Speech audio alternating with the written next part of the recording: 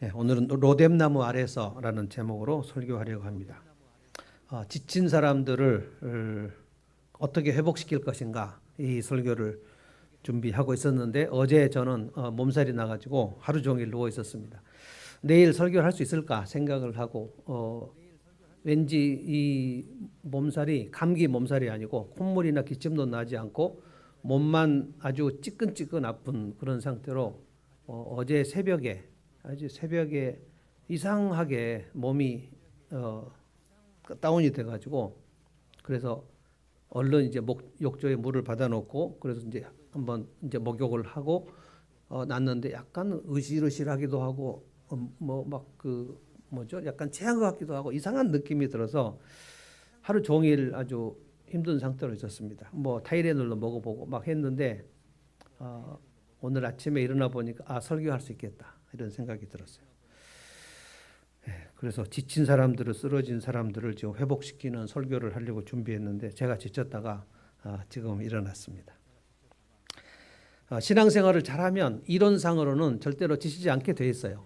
이사야 40장에 보면 하나님은 피곤하지도 아니하시고 곤비하지도 않으시기 때문에 날마다 독수리 날개처럼 새 힘을 얻는다라고 말씀을 하셨고 이론적으로 이 말씀이 맞지만 사실은 하나님의 사람들 중에 지치고 탈진하지 않은 경우가 거의 또 없습니다. 그래서 오늘 엘리야를 얘기할 텐데 사실은 엘리야뿐만이 아니고 모세도 지쳐 있을 때가 많았고 아브라함도 다운될 때가 많았고 아주 위대한 하나님의 사람들도 탈진이 될 때가 참으로 많습니다. 전 요즘에 상담하면서 탈진되신 분들, 무기력증에 빠진 분들을 계속 만나는데 이 탈진은 영어로는 번아웃이라고 하거든요. 다 타버리는 거거든요. 다 타버렸어요. 방전이 됐고 에너지가 소진됐고 마치 자동차 기름이 딱 떨어져 가지고 길가에 딱 서버린 것 같은 그런 상태에 들어가는 경우가 많습니다. 엘리야는 그냥 탈진된 것이 아니고 열왕기상 오늘 19장인데 18장에 보면 위대한 갈멜산 전투에서 이 바알신 제사장들 아세라 여신 850대 1로 싸워서 승리하는 엄청난 하나님의 사람입니다. 이스라엘 역사에서 선지자가 누구인가 할 때 가장 위대한 선지자가 엘리야거든요. 여러분이 변화산상에서 복음서에 예수님이 이제 십자가에 죽으시기 전에 변화산에 하나님께서 구약의 두 사람을 변화산 위에 보내주셨고 베드로가 그것을 보고 참으로 놀랐는데 모세와 엘리야를 보내주셨거든요.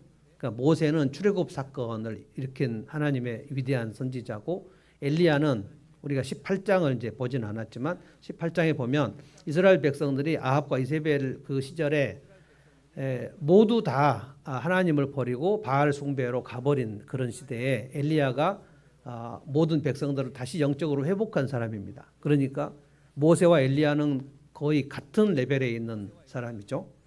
그럼에도 불구하고 아까 얘기한 것처럼 모세도 그렇고 엘리야도 그렇고 탈진에 빠지지 않은 경우가 없어요. 엘리야는 오늘 너무나 무기력한 모습으로 18장과 19장은 정말 다릅니다. 아주 무기력해서 하나님 더 이상 이제 선지자 노릇을 못하겠습니다. 그리고 내가 살 힘도 없습니다. 그리고 이제 두 번이나 오늘 좀 이따 살펴볼 텐데 엘리야가 하나님께 그 하소연한 게 뭐냐면 모두 다 하나님을 버렸고 나 혼자 남았습니다. 근데 여러분이 18장을 읽어보면 그렇지 않아요. 18장에 갈멜산에서 그 바알신 제사장들과 엘리야 혼자 싸웠을 때 그 제단에 갈멜산에 큰 제단을 쌓아놓고 그리고 그 위에다가 소와 짐승들을 그냥 놓고 이 짐승을 어느 신이 불이 내려와서 태우게 하실 것인지 갈멜산에 있었던 그 바알 선지자들 850명이 하루 종일 난리를 치고 자기 신에게 기도를 했는데 불이 내려오지 않았고 엘리야가 혼자 하나님 앞에 그 으쓱으쓱 할 때 기도를 했는데 이스라엘의 하나님이 여호와 하나님이 참 신인 것을 이 시간에 보여주시고 내가 저들 앞에서 참 선지자인 것을 증명해 달라고 기도를 했는데 하나님께서 불이 내려와서 그 갈멜산에 있는 제단을 싹 태우시는 일이 있었거든요. 그래서 이스라엘 백성들이 모두 여호와 하나님이 우리의 참신이십니다. 바알을 떠나겠습니다 하고 다 회복이 됐어요. 그런데 지금 19장에 모두가 하나님을 떠났다는 얘기를 18장 이후에 한 거예요. 그러니까 탈진이 되고 방전이 된 상태에서는 늘 이렇게 무기력한 상태로 내가 혼자 남겨졌다는 그런 느낌 속에서 탈진이 되는 것입니다. 위대한 성공을 거두고 나도 탈진이 됩니다. 아주 많은 실패를 해도 탈진이 됩니다. 그러니까 인생을 살다 보면 이 지치는 일, 쓰러지는 일을 피할 수 없다는 거예요. 이 시간에 하나님께서 이 지쳐 쓰러진 엘리야를 어떻게 회복시켰는지를 우리가 알아야 됩니다. 여러분이 오늘 이 설교를 들으시면서 오늘 여기까지 우리가 올 때에 하나님께서 엘리야가 지쳐서 쓰러졌을 때에 위로하시고 회복시켰던 방식을 하나님이 여러분과 저의 인생에도 분명히 하셨고 그랬기 때문에 오늘 여기까지 온 것을 돌이켜 보시면 좋겠어요. 하나님 어떤 일들을 하셨는가 보는 거예요. 잘 보면 두 파트로 나와 있는데 오늘은 이제 첫 파트만 설교할 건데요. 하나님께서 지쳐 쓰러진 엘리야를 영적으로 먼저 다루시지 않습니다. 영적으로 다루시는 것은 저 후반부에 가장 먼저 하시는 것은 엘리야를 정서적으로 터치하십니다. 정서적 터치. 그래서 저는 이제 이 네 가지의 케어로 한 사람의 인생이 회복되려면 이 책에도 그게 나와 있거든요. 먼저 이제 정서적 터치가 필요하고 그리고 심리적 터치가 필요하고 심리적 터치는 내 속에 있는 상처와 쓴 뿌리들을 누군가와 함께 이제 전문적으로 얘기하는 것입니다. 그리고 사회적 터치가 필요하고 사회적 터치는 내 에너지를 누군가에 쏟아 부음으로써 거기서 보람과 대가를 얻는 것입니다. 그리고 나서 이 영적인 터치가 필요합니다. 네 가지가 필요한데 제가 이 책의 내용들을 이제 다 쓰고 나서 저희 이제 그 상담 심리 교수님 스승님에게 이 파일을 보내가지고 감수를 해달라 그랬더니 한 두 가지 정도를 고쳐줬어요. 배 목사님 이 정서적 터치라고만 하지 않고 이거는 바이오 터치라고 하는 것입니다. 정서적 신체적을 묶어서 바이오 리듬 생체 리듬을 올리는 쪽으로 터치를 하는 것을 전문적으로 얘기합니다. 그래서 이제 그걸 고쳤습니다. 그 얘기를 오늘 이제 해보겠습니다. 먼저 로뎀나무 아래서 무슨 일이 났는가?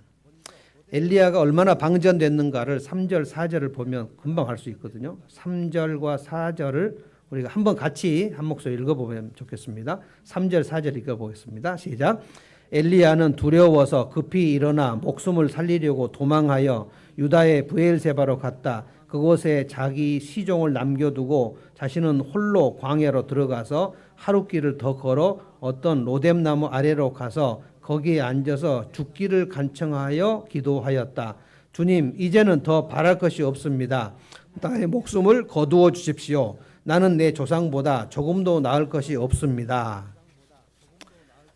3절 첫 번째 보면 엘리야는 두려웠다고 그랬어요.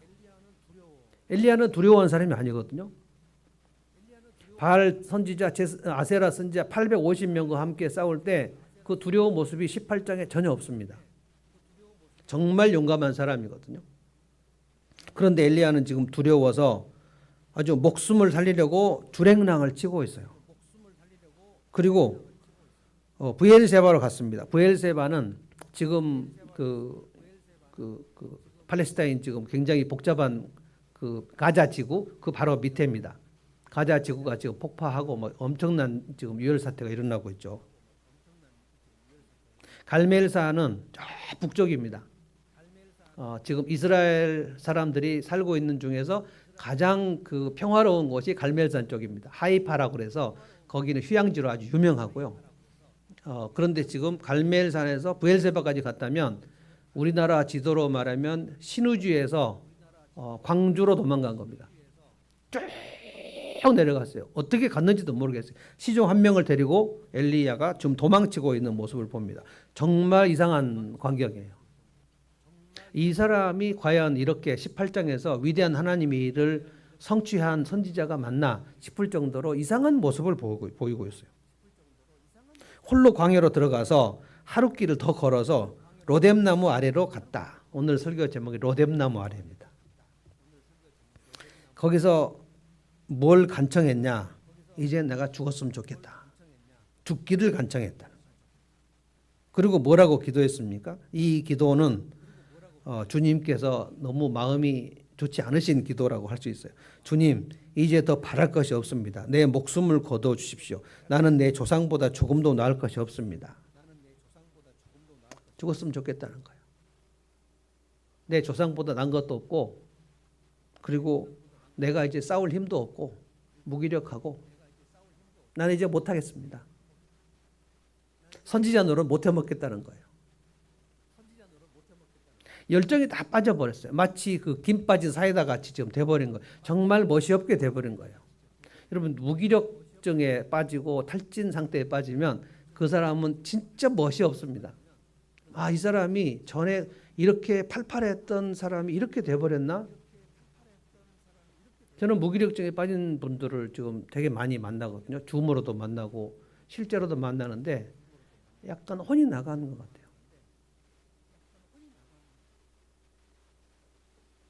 천하를 호령하던 사람도 탈진이 되면 어떠한 힘이 없습니다. 그리고 10절, 14절 두 번이나 하나님 앞에 나는 혼자 남았다. 혼자. 목양을 하다가도 이런 일이 있고요. 직장 생활이나 사업을 하거나 또는 그 인기 연예인들도 갑자기 탈진 현상이 오는 사람들이 있어요.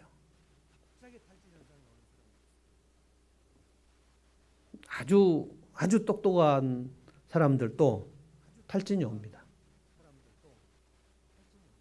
아주 유명한 대학을 졸업하고 글로벌 기업에 아주 우수한 성적으로 합격해가지고 열심히 직장생활을 하다가 갑자기 무기력증이 와가지고 그 출근을 못하고 아무것도 못하고 있어가지고 저에게 연락이 와서 한 달인가 두 달 동안 계속 무기력 상담을 했는데 왜 자기가 일어날 수 없는지 이유를 알 수 없다는 거예요. 고등학교 2학년짜리 청소년도 한번 상담을 했습니다. 진짜 공부를 잘하는 아이고 그리고 부모도 아주 제법 잘 살고 전문직이고 그래서 아주 쭉 가고 있었는데 갑자기 학교를 갈 수 없어요. 일어나지를 못해요. 10시, 11시까지 일어나지를 못해요. 그래서 그 엄마가 저에게 이제 연락을 해가지고 그 무기력증 상담을 했습니다. 공통적인 것이 뭐냐면 아무것도 하기 싫은 거예요. 아무것도. 못하겠는 거예요. 일어나지를 못하는 거예요. 육체적으로 힘이 다 빠졌는가? 그렇지 않아요. 육체와 신체가 힘이 다 빠진 게 아니고 이 정신적으로 완전히 힘이 쫙 빠진 느낌인 거예요. 어떤 경우에는 결혼 생활도 이런 무기력 상태로 빠질 수가 있습니다. 너무나 열심히 싸울 때는 그래도 그 결혼 생활에 열정이 남아 있는 거예요. 싸울 힘도 없고 이제 보기도 싫고 이제 그만했으면 좋겠어라고 할 때는 결혼 생활에 탈진이 오는 경우도 있습니다. 둘이 사는 것 자체가 아주 막 지긋지긋해지는 경우, 그래서 서로 얘기를 섞지 않고 싶은 그런 경우가 있을 수가 있어요. 그러면 이제 심리적으로는 이미 그 결혼 상태는 끝난 것과 다름이 없습니다. 엘리야는 왜 이렇게 무너졌는가? 1절, 2절 보면 그 엘리야의 탈진을 유발시킨 그 동기가 하나 있는데 사실은 이것 때문에 무너졌다고 보기에는 참으로 어려워요. 그러나 한번 읽어보겠습니다. 1절, 2절 제가 읽어보겠습니다. 아합은 엘리야가 한 모든 일과 그가 칼로 모든 예언자들, 이 예언자들은 바알 선지자들을 매기하는 겁니다. 18장의 사건이죠. 낱낱이 이세벨에게 알려주었다는 거예요. 아합이 이세벨에게 가서 그거를 일러 바쳤다는 거예요. 그러니까 아합과 이세벨의 사이에서 권력은 이세벨이 훨씬 더 있었다 이렇게 볼 수 있습니다. 2절 봅시다. 그러자 이세벨은 엘리야에게 심부름을 보내어 말하였다. 편지를 하나 보냈습니다. 네가 예언자들을 죽였으니 그러니까 이세벨의 예언자니까 바알 선지자, 아세라 선지자들을 자기 예언자라고 지금 얘기한 거예요. 네가 나의 예언자들을 죽였으니 나도 너를 죽이겠다. 내일 이맘때까지 너를 죽이겠다. 내일 이맘때까지 너를 죽이지 못하면 신들에게 천벌을 받겠다. 그리고 그보다 더한 재앙을 받겠다. 이 전가를 받았어요. 이 전가를 받고 3절에 보니까 엘리야는 너무너무 두려워했다는 거예요. 왜 이렇게 두렵게 되어버렸을까? 그리고 막 도망치는데 엄청나게 도망쳐갖고 로뎀나무 아래서 쓰러져가지고 이제는 못하겠다고 얘기한 거예요. 이세벨의 편지 하나에 천하의 엘리야가 이렇게 쓰러져 버릴 수가 있나? 엘리야는 왜 이 편지를 받고 이렇게 무섭고 두려워서 도망쳤는가? 저는 이세벨의 편지 때문에 그렇다고 보지 않습니다. 엘리야는 자기가 쓸 수 있는 에너지의 총량을 다 써버린 상태예요. 에너지를 다 써버렸어요. 그래서 제가 자동차 기름이 떨어져 버린 상태라고 얘기한 거예요. 마치 배터리 수명이 떨어져 갖고 2%, 1% 정도 남은 그런 상태. 자기 일의 무게감과 중압감이 너무 많았던 거예요. 너무 많은 그 용량을 다 써버린 거라고요. 하나님께서 엘리야를 아합과 이세벨에게 보내셨을 때 그때 이세벨이 무슨 짓을 했냐면 여호와의 선지자들을 있는 대로 다 잡아 죽이는 살육 그 프로그램이 있었습니다. 여러분이 그 17장에 보면 아합과 오바댜가 나오는데 지난주 수요일에 제가 오바댜 설교했잖아요. 오바댜가 그 엘리야를 만나서 뭐라고 했냐면 이세벨이 여호와의 선지자들을 다 죽일 때에 내가 알고 있는 여호와의 선지자를 100명을 제가 내 굴에다가 숨겼습니다. 그러니까 여호와의 선지자가 그 당시 엘리야 혼자만 있었던 게 아니고 적어도 100명을 숨겼다고 할 정도니까 훨씬 더 많은 선지자들이 있었고 이세벨이 그 선지자들을 다 죽이고 여호와 신앙을 씨를 말려버리려고 그랬던 거예요. 아합이 이세벨과 결혼한 것은 정말 악수 중에 악수였습니다.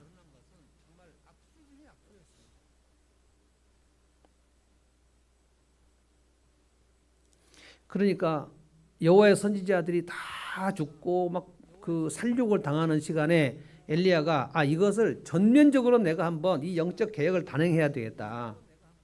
이스라엘 백성들을 이 북이스라엘입니다. 지금 이스라엘 백성들을 전체적으로 하나님께 돌아오게 해야 되겠다.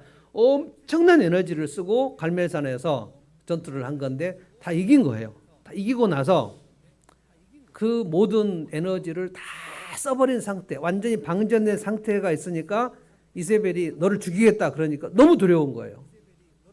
탈진이 되면 그 일어날 기력 자체가 없거든요.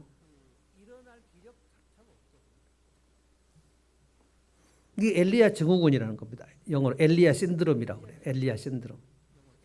제가 아주 좋아하는 마틴 로이드 존스 목사님, 그 목사님이 영국의 강해 설교가인데요. 20세기의 가장 위대한 설교가, 제가 영국에서 공부한 학교가 런던 신학교인데 그 로이드 존스 목사님이 세운 신학교입니다.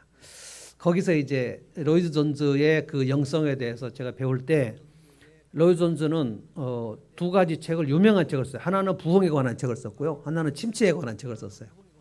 여러분이 두고 읽으시면 아주 좋은 책인데 조금 어려워요. 초신자들은 좀 어렵습니다. 부흥에 관한 책. 그러니까 로이드 존스는 20세기에 왜 잉글랜드에서는 부흥이 일어나지 않는가에 대해서 심각한 고민을 했어요. 놀랍게도 그 영국이 잉글랜드, 스코틀랜드, 웨일즈 그리고 북아일랜드 이렇게 네 나라가 돼가지고 그 월드컵 같은 거 할 때는 이 네 나라가 각자 축구 선수를 배출해서 싸웁니다. 그래서 잉글랜드가 따로 있고 스코틀랜드 따로 있고 웨일즈가 따로 있고 이렇게 나오는데 이 영국의 역사에 부흥은 웨일즈에서도 일어났고요. 1905년에 일어났고 스코틀랜드에서 부흥이 일어났는데 잉글랜드, 런던을 중심으로 한 잉글랜드는 그 역사적으로 큰 부흥이 일어나지 않았습니다. 여기에 대해서 그 런던에서 이 사람 원래 웨일즈 출신 목사님인데 잉글랜드에서 왜 부흥이 일어나지 않는가에 대해서 쭉 연구를 해보니까 잉글랜드 사람들이 그 뭐라고 할까요? 그 열정이 좀 부족하다는 거예요. 열정이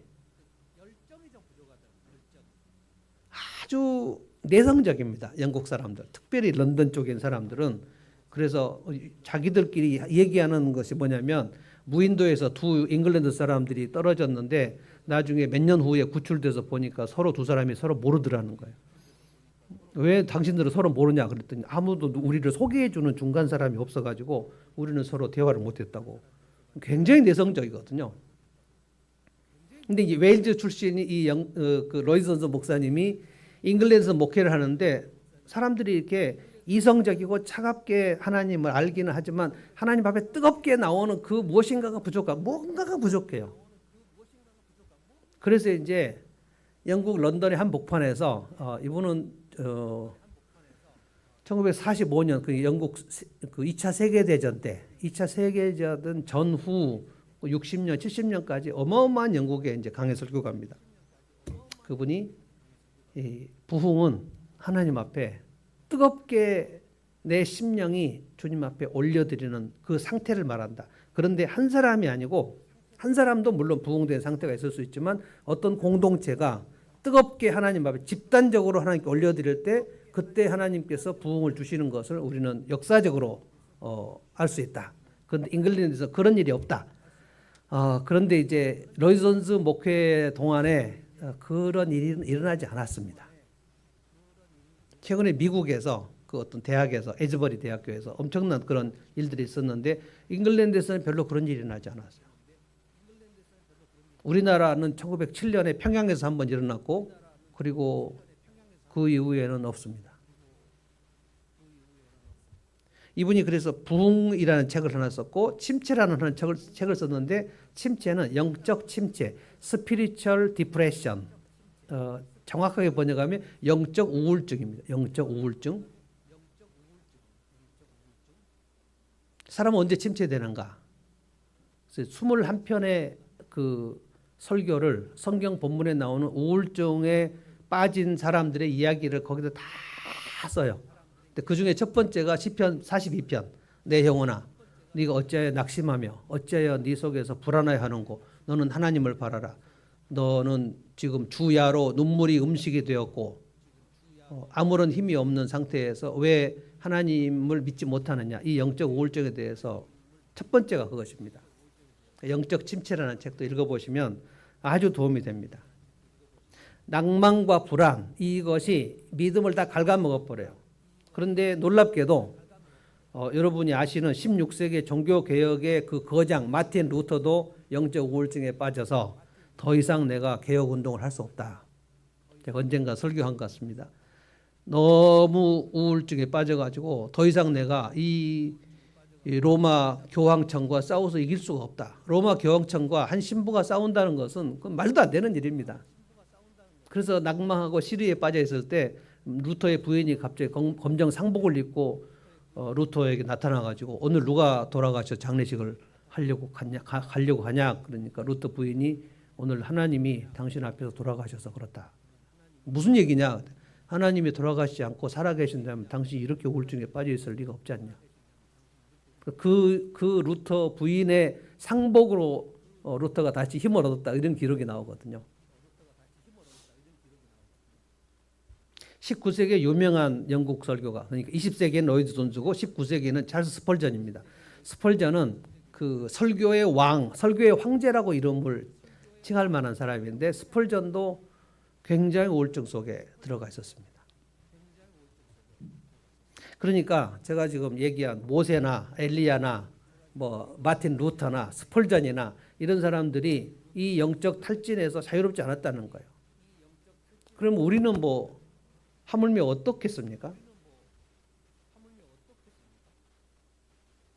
큰 성공을 거두고 나서도 우울증에 들어오고 실패를 경험하고도 우울증에 들어오니까 에너지를 내가 다 써버린 이후에 얼마나 내가 탈진되는 것을 여러분이 체크를 하셔야 된다는 거예요. 아, 내가 지금 에너지를 다 썼구나. 대단히 많은 프로젝트를 하고 나서도 갑자기 허탈감과 우울증이 옵니다. 엘리야는 18장의 모습과 19장의 모습이 너무 달라요.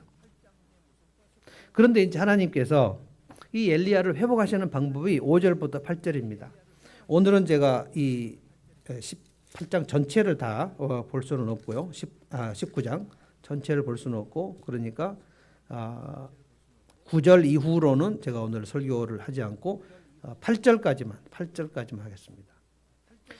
지쳐버린 엘리야를 하나님께서 어떻게 다루시는가를 봅니다. 5절 봅니다. 5절.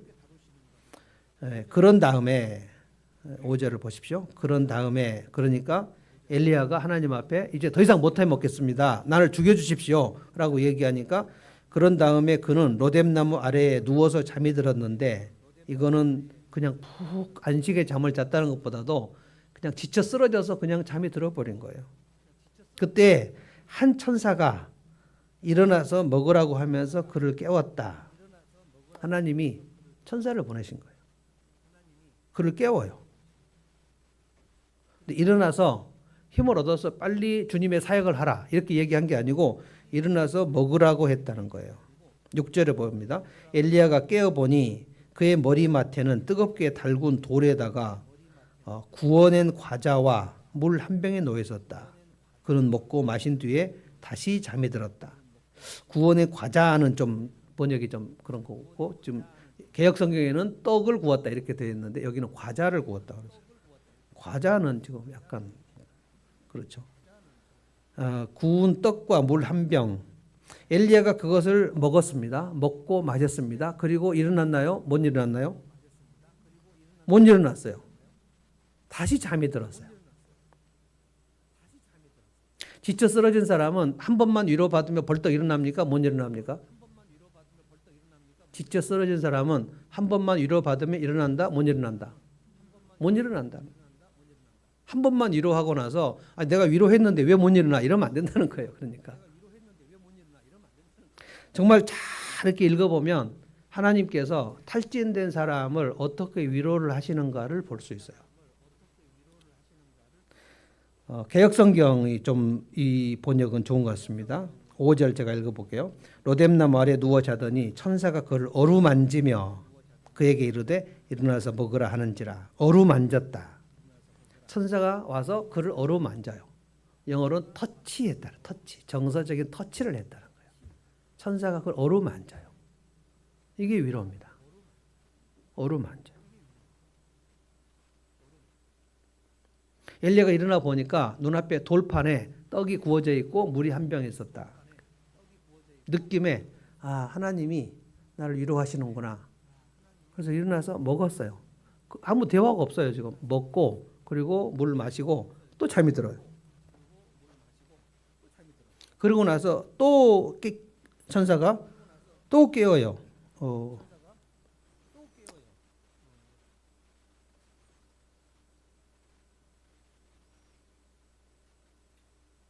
그때 한 천사가 일어나서 먹으라고 하면서 그를 깨웠다. 엘리야가 깨어보니 7절 주님의 천사가 두 번째 와서 그를 깨우면서 말하였다. 일어나서 먹으라. 할 길이 아직도 남아있다. 엘리야는 일어나서 먹고 마셨다. 그 음식을 먹고 힘을 얻었다. 그리고 밤낮 40일 동안을 걸어서 하나님의 산 호렙산에 도착했다.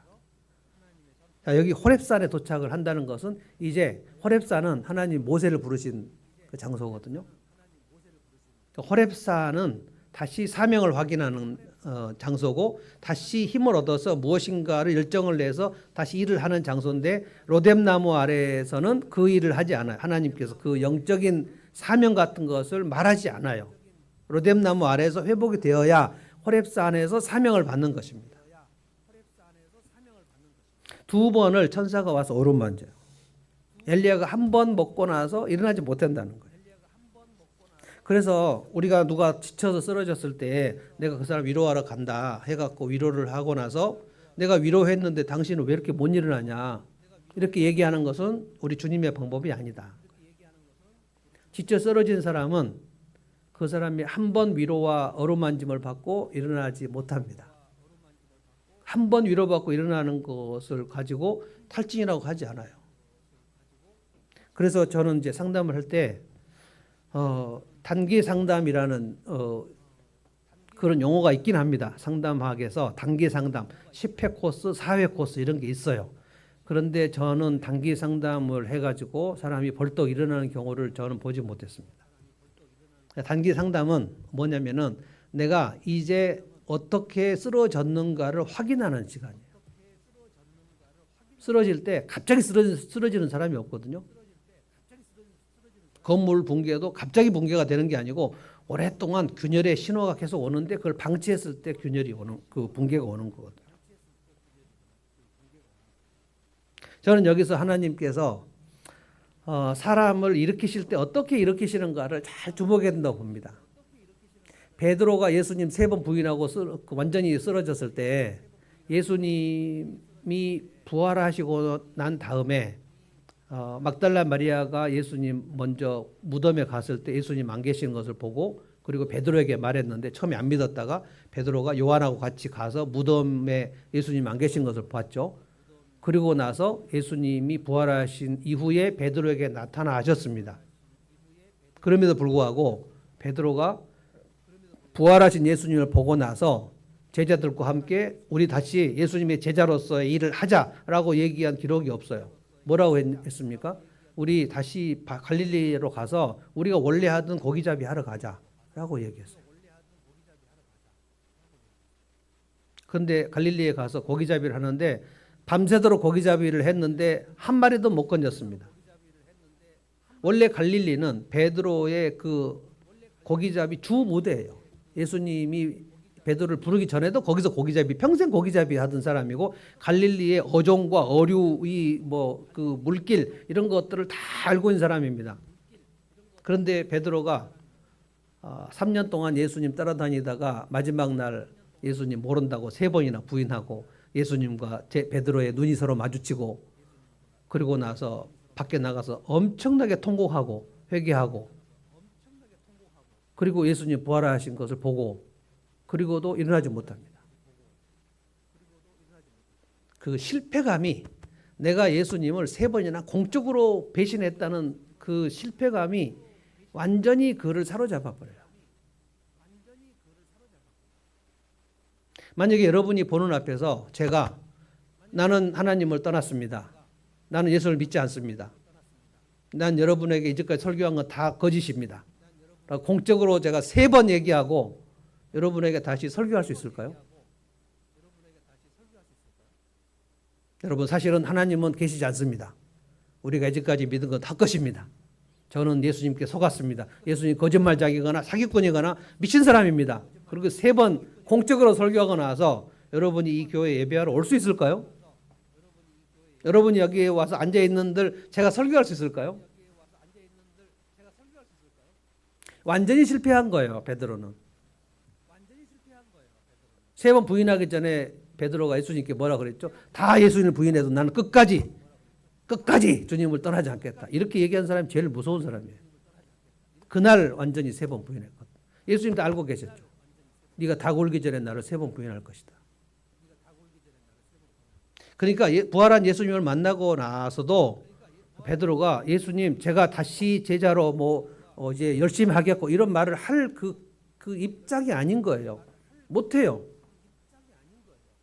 그리고 다른 제자들하고 함께 갈릴리로 고기잡이나 가자. 그러니까 완전히 3년 전으로 돌아가 버린 거예요.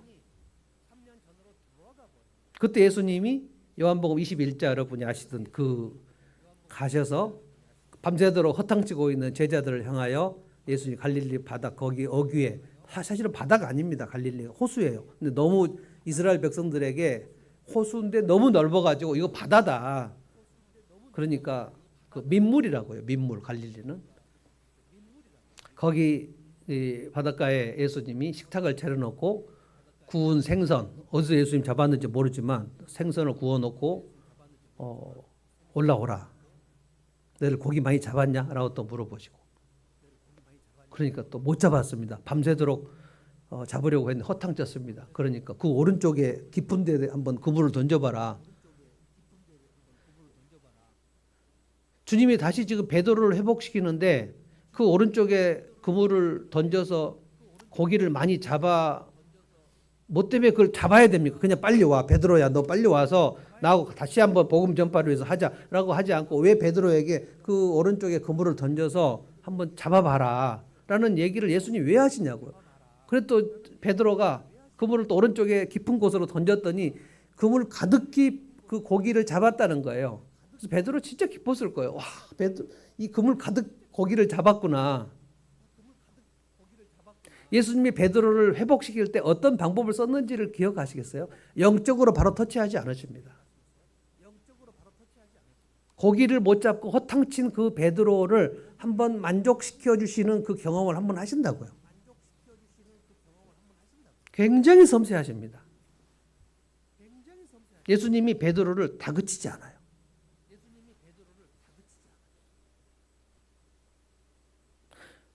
하나님께서 엘리야를 다그치지 않아요. 베드로를 다그치지 않아요.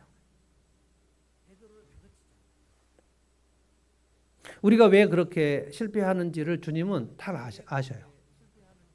우리는 약간 깨진 흙 그릇 같은 거예요.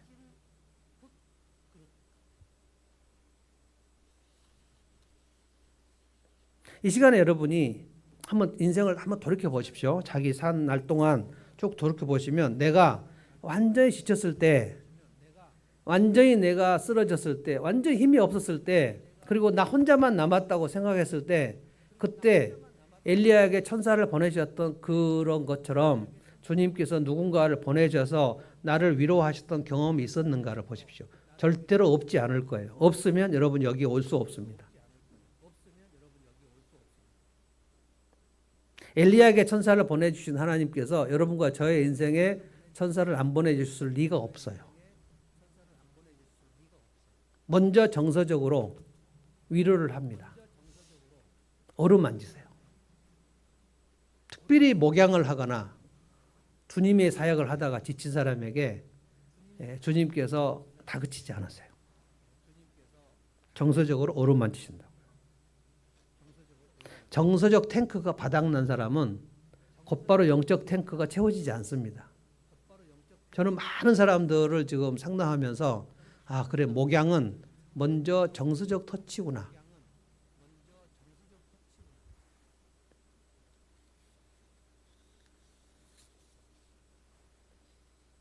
여러분이 오늘까지 믿음의 여정으로 오는 길에 이런 그 정서적 터치를 주님께서 하셨던 것을 기억하셔야 돼요. 그래서 내가 여기까지 일어났구나.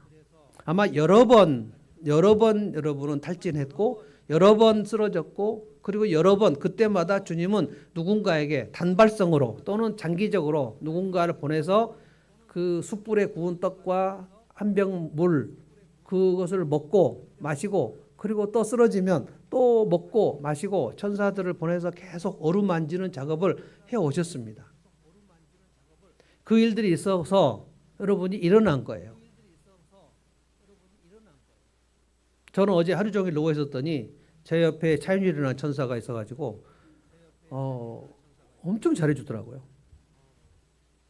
뭐 청귤 차도 끓여주고 생강차 끓여주고 뭐 약을 먹이고 뭐 타이레놀과 뭐 그런데 이제 전에 자기가 몸살 났을 때 그 먹었던 약을 이거 약사가 알면 좀 큰일 날 것 같은데 그거를 또 주고 또 뭐 뜨거운 물을 해주고 그리고 열이 좀 나니까 또 뭐 몸을 다 벗겨가지고 찬 수건으로 또 그거 진짜 힘들거든요. 그래서 다리는 안 하려 그랬더니 안 된다 그래서 막 다리를 또 막 벗기고 막 씻기고 막 엄청 아주 그 부드럽지 않게 여기는 아니라고 너무 춥다고 그래도 이거를 해야 된다고 하면서 막 우리 집 식구들은 전부 그거를 경험합니다. 몸살 나면 우리 집 그 천사는 아주 부드럽지 않습니다. 아주 야멸차게 막 온몸을 다 뺏기고 굉장히 거친 천사가 이렇게 우리가 힘이 빠졌을 때 하나님께서 얼마나 그 사람들을 많이 보내주셨는가 이루 셀 수가 없어요. 제가 가장 춥고 배고플 때가 청소년 시절하고 그리고 영국 유학 시절입니다.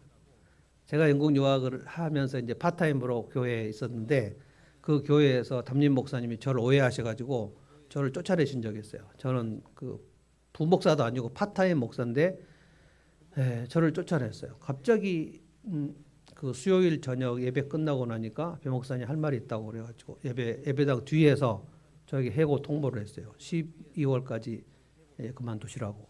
왜 그런지도 알 수가 없었는데 알고 보니까 배 목사가 본인이 힘겨워하는 장로님하고 내통을 해가지고 교역자 회의에서 있었던 일을 다 거기다가 말해가지고 그 장로님이 나를 반대했다는 것을 나는 알고 있다는 거예요. 나는 그 장로님 뭐 얘기한 적이 없는데. 그래서 그때 해고 통보를 받고 그야말로 제 인생에서 가장 엄청난 몸살이 생몸살이 2주간 났었어요. 정말 그 상상할 수 없는 고통이 왔는데 이게 내가 뭐 때문에 내가 해고를 당했는지, 물론 해고 당하면 당할 수도 있는데 이유를 알지 못했어요. 근데 한참 몸살 중인데 담임 목사님한테 전화가 가지고 배 목사님 해고 이유를 아냐? 진짜 신경질 나더라고. 그거 모르는데 아냐고. 모릅니다. 그랬더니 그 배 목사님 아무개 장로님하고 얘기를 다 하지 않았느냐? 하지 않았다. 그때 그래서 이제 쫓겨나 가지고 그러니까 이제 한국에서 아버지가 좀 보내주신 것 생활비하고 그리고 그 교회에서 파타임으로 하는 생활비하고 그렇게 해서 이제 어떤 영국 할아버지 집에 새들어 살고 있었는데 그 교회에서 주는 이제 파타임 월급이 끊어지니까 살 수가 없어요. 그래서 이제 그때 우리가 그 영국에 가면 슈퍼마켓에 그 아주 그 가난한 노동자들이나 그런 유학생들이 먹을 만한 그 무채색 코너가 있습니다. 여기는 모든 상품이 포장이 다 그 칼라로 되어 있고 여기는 다 무채색으로 되어 있는 거기에 가서 빵, 우유 그리고 감자 이런 거 가지고 이제 먹고 살 때입니다. 굉장히 힘든 시절이 있었죠. 그런데 이제 그 사실을 제가 여러 번 얘기했던 김부경 목사님이 알고 배 목사님 우리 교회에 와서 부활절 수양회 배 목사님 찬양 인도를 잘한다고 들었다면서 찬양 인도를 해달라고 그래서 킹스톤 교회에 가가지고 부활절 수양회 3박 4일 찬양 인도를 했는데 김 목사님이 너무 좋아하시는 거예요. 그러면서 우리 중고등부가 지금 좀 교역자가 좀 시원찮은데 와서 좀 함께 도와주면 어떠냐. 근데 중고등부가 같이 중고등부 고등부가 나눠져 있는 게 아니고 중고등부가 있었는데 몇 명 안 됐어요. 그런데 가서 보니까 제가 안 가도 될 만한 상황이에요. 근데 저를 이제 그냥 불쌍히 여겨서 오라고 한 거예요. 그래서 제가 가서 중등부 고등부를 나눴는데 뭐 10명 정도밖에 안 된 그거를 나눠왔어요. 그리고 이제 한 달에 한 번씩 이제 모든 부목사와 파타임 목사가 돌아가면서 설교하자. 그래서 파타임인데 저도 한 달에 한 번씩 설교를 하고 그러면 또 배 목사는 뭐 명설교라면서 그 테이프를 듣고 우리 같이 뭐 토론하자 뭐 이런 얘기도 하시고 뭐 그 몸둘 바를 모르는 그런 일들이 있었던 거예요. 그리고 그때 대은이를 키울 때 대은이는 정말 그 어린 시절에 엄마를 정말 많이 괴롭혔습니다. 대은이는 사람이 아니었습니다. 그 막 예배당 그 장의자 저 밑에서 여기까지 낮은 포복으로 막 기고 올라오고 막 예배 시간에 막 소리치고 막 얘는 도대체 인간이 될 수 있을까? 그러니까 그때 가장 힘들었거든요. 그래서 이제 그 아내가 몸이 완전히 탈진돼 가지고 근데 그때 이제 저는 그 아내가 탈진이 돼서 이렇게 소파에 쓰러져 자는 것을 왜 이렇게 자꾸 쓰러져 자지? 양치질도 안 하고 자니까 내가 막 일으켜 가지고 도대체 양치질을 안 하고 자냐? 30대 때 그거 가지고 막 싸우고 그리고 집안은 막 대은이 때문에 막 내고 같은 거서 막 엉망이고 막 그때 이제 많이 싸우고 그때가 아마 아내가 제일 몸이 안 좋았을 때예요. 근데 이제 김 목사님이 차선모 그 몸이 너무 다운된 것 같다. 그래서 우리를 데리고 가셔가지고 중국 사람 한약방에 데려가서 한약을 해주시고 근데 아내는 한약이 잘 받아요. 그래서 한약 먹고 막 마약 먹은 것처럼 일어났다고. 지금 이렇게 돌아보면 그때 IMF 시절입니다. IMF 시절에 1파운드 1,500원 하던 그 환율이 IMF 딱 시작되고 나서 1파운드에 3,000원. 그래서 완전히 그 한국 돈은 와도 소용이 없을 정도로 힘들었어요. 그런데 이제 김 목사님이 우리의 사정을 딱하게 여기셔가지고 매달 200파운드씩 배영진 목사 지정헌금, 그러니까 월세 내에는 지정헌금을 주셔가지고 매월 재정부 집사님이 저한테 이제 200파운드씩 그거를 제가 1999년 12월 올 때까지 계속 그거를 받았어요. 이게 이제 제가 생각할 때 지금 김북교 목사님 돌아가셔가지고 지금 생각하면 이렇게 울컥울컥해요. 그때 김 목사님은 하나님이 나에게 위로로 보내진 천사였구나. 그렇게 위로받지 않았으면 그러니까 뭐 그 200파운드 그것도 참 감사한 일이지만 내가 그 쫓겨났을 때 그 누구한테 쫓겨나는 것은 참 버림받는 거잖아요. 그런데 억울한데 그 억울한 거를 이제 그분이 전체 한인 교회 상황을 전부 아시기 때문에 배 목사 이 친구가 좀 억울하게 쫓겨났구나. 그것을 알고 본인의 교회로 이렇게 픽업을 해준 그것이 저에게는 그 잊을 수가 없는 거예요. 이게 여러분의 인생에도 분명히 있을 거예요. 이게 엘리야를 회복시키는 하나님의 방법입니다. 그 외에도 하여간 이렇게 단기적으로 저를 위로해 준 수많은 사람들이 있었어요.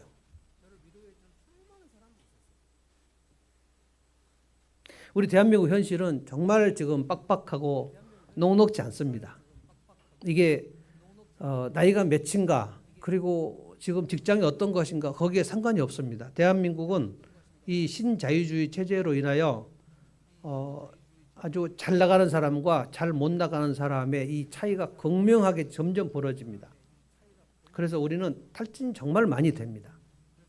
목사님들도 탈진이 정말 많이 되고요. 선교사님, 사모님들도 막 우울증 걸려서 정신을 차릴 수 없을 정도로 탈진이 됩니다. 개척 가정교회 목사님들도 엄청 어렵습니다. 성도들도 엄청 어렵습니다. 그래서 오늘 이 말씀을 여러분이 들으시고 에너지가 방전된 사람들을 우리가 어떻게 위로해야 되는가, 그리고 내가 에너지가 방전되었을 때 누가 어떻게 나를 위로했는가, 그리고 성경에서 하나님은 에너지가 완전히 방전되고 탈진된 사람을 어떻게 위로하시는가, 이것을 배우시고 그 사건이 하나님이 엘리야를 위로하신 그 사건이 오늘 나에게 어떻게 있었는가를 되돌아보셔서 지금 내가 혹시 방전이 되지 않은 상태로 있다면 지금 주위를 돌아보면 탈진된 사람들이 이제 보일 수 있어요. 그 사람들을 주님이 엘리야를 위로하신 방법으로, 주님이 나를 위로하신 방법으로 위로를 하셔야 된다는 거예요. 문제는 다그치지 않아야 된다는 거예요. 제가 정혜신 박사님 당신이 옳다 책을 읽으면서 저는 이제 강혜정 교수님 외신에서 강혜정 교수님은 직접 대면해서 공부를 했고, 정혜신 박사는 제가 한 번도 본 적이 없지만 그분의 책을 읽었을 때 이거다. 그러니까 어떤 사람도 다그쳐가지고 일어나는 사람이 없어요. 근데 정혜진 박사의 그 경계라는 책 그 파트를 보면 자기도 다그치지 않아야 된다는 거예요. 누구도 다그치지 말아야 되지만 자기도 다그치지 않아야 된다는 거예요. 딸이 죽은 다음에 그 엄마가 2년 동안 직장 생활을 제대로 못하고 마음이 천길만길 흩어져 갖고 있는 그 엄마를 정혜진 박사 상담을 했는데, 그 엄마가 내가 지금 2년이 넘도록 딸을 잃은 이 아픔에서 헤어나오지 못하고 미친년처럼 돌아다니고 있다고. 그랬을 때 정혜진 박사가 뭐라고 위로한지 아세요? 딸을 갑자기 잃었는데 엄마가 미친년처럼 안 되면 누가 그러면 그렇게 되냐는 거예요. 그러니까 내가 딸을 잃었지만 내가 빨리 일어나서 일도 하고 열심히 살아야지 이렇게 생각하면 안 된다는 거예요. 자기도 다그치지 않아야 된다. 왜냐하면 주님이 우리를 다그치지 않으셨는데 누가 누구를 다그칠 입장이 있습니까? 살살 어루만지는 거예요. 살살 어루만지는. 저는 그래서 에너지가 방전된다 싶으면 가끔 이제 양평 강바람도 쐬러 가고, 그리고 카페도 가고, 가장 제가 열심히 하는 것은 이제 욕조에 물 받아놓고 뜨겁게 앉아 있는 거. 제가 부목사 시절에 진짜 바쁠 때는 그거 많이 했습니다. 오늘 주님이 엘리야를 이루어하신 방법을 제가 이제 알려드렸는데, 이제 로뎀나무 아래서 이렇게 주님이 엘리야를 위로하신 방법을 깨달았다면, 그리고 나를 하나님이 어떻게 위로하셨을까도 돌아보시는 것이 좋겠어요. 그리고 일주일 내내 생각하셔서 목장 모임에서 이것을 나누시면 좋겠어요. 주님이 나를 어떤 방식으로 위로하셨는지, 나에게 보내신 천사는 누구였는지, 그때 떡과 물은 어떤 것이었는지, 그래서 내가 일어났다는 것을 아셔야 돼요.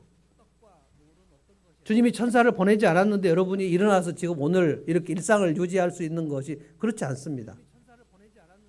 그것이 아내이기도 하고요. 그게 남편이기도 하고요. 그게 친구이기도 하고요. 이웃집 사람이기도 하고요. 그리고 영적 지도자이기도 하고요. 그리고 진짜 나하고 상관이 없다고 생각하는 누군가가 갑자기 나를 위로하기도 하고요. 그거는 주님께서 보내신 천사들이에요. 그걸 통해서 여러분이 일어났다는 것을 깨달으셔야 돼요. 그러면 이제 무너진 사람들이 눈에 보일 거예요. 그럼 어떻게 그들을 위로해야 되는지도 생각